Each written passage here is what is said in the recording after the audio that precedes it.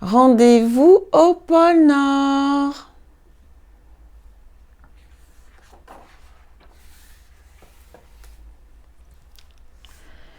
Une petite renarde chassait dans la neige.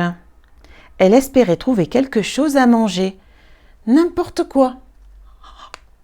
Oh non, non, non, non, non, je suis un lapin. Elle va me manger? Mais non, Lapinou, calme-toi. Partout autour d'elle, il faisait froid. Partout autour d'elle, il faisait sombre.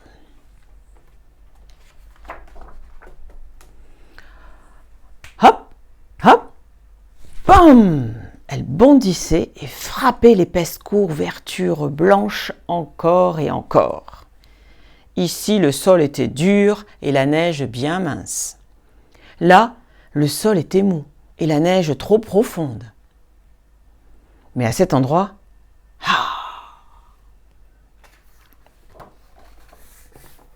la petite renarde vit de la lumière et perçut de la chaleur. Et surtout, elle sentit une odeur de nourriture. Elle creusa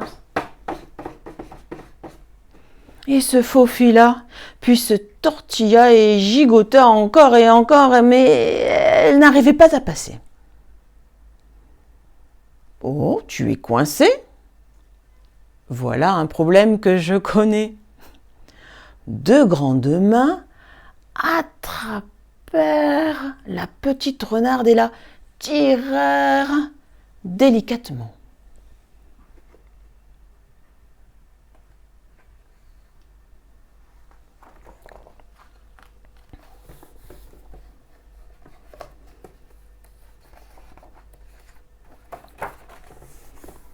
Ses mains appartenaient à un homme au ventre rond et à la barbe blanche.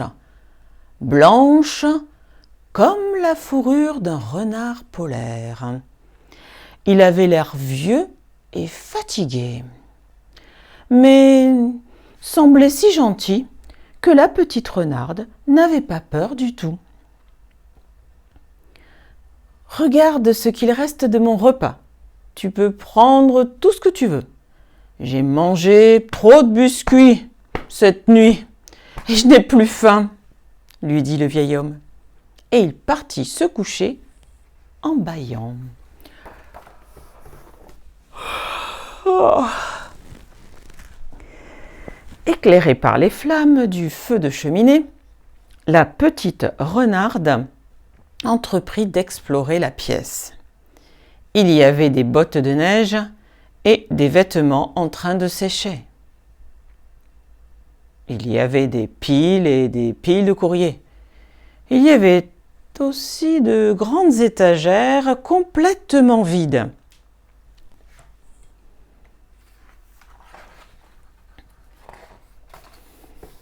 L'homme dormit à poings fermés pendant des mois et des mois.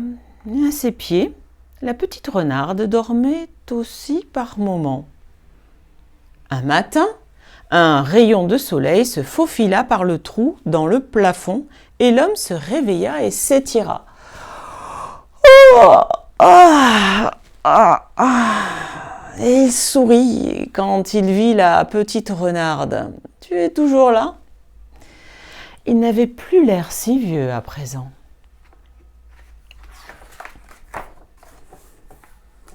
Comme le monde entier avait repris des couleurs, la petite renarde put jouer dehors parmi les fleurs. Elle chassait les insectes et suivait les ruisseaux. Parfois, l'homme l'accompagnait, mais le plus souvent, il était trop occupé.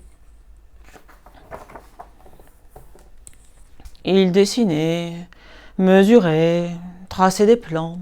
Il sciait, peignait, clouait, coupait, cousait, garnissait encore et encore. Et petit à petit, il remplissait les rayonnages de ses étagères du sol jusqu'au plafond. Quand le soleil se fit plus rare, comme chaque année, et que les premiers flocons de neige tombèrent, quelque chose d'autre arriva en même temps. Des lettres, par centaines et par milliers, des lettres flottaient dans le ciel. La petite renarde aida l'homme à toutes les ramasser, sans en oublier une seule. Et Lapinou en cavient sur la caméra. Hein. Puis, l'homme se mit à lire encore et encore. Il fit des listes, il compara les listes, et ses étagères, prit des notes, fit des additions et des soustractions, et il remplit un très grand sac. Il ne s'arrêta pas avant que... Avant que quoi? Lapinou, tu es trop pressé. Les aurores boréales ne commencent à danser dans le ciel et que 8 reines n'arrivent. Impatients, comme moi. Ils présentèrent leur bois pour que l'homme y accroche des clochettes d'argent. Ils s'approchèrent ensuite d'un traîneau pour qu'il les y attelle.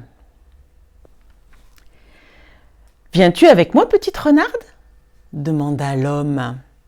Ses yeux étaient plus brillants que la neige. « Moi, je viens !»« Oui, mais toi, de toute façon, on te demande rien. De toute façon, tu viens, mais tu viens partout. »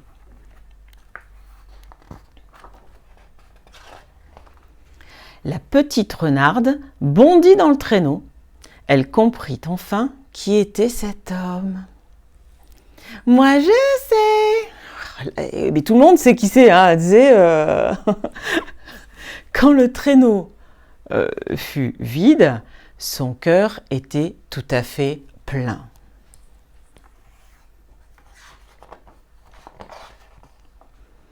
Et à la fin de la journée, la petite renarde et le Père Noël rentrèrent ensemble à la maison.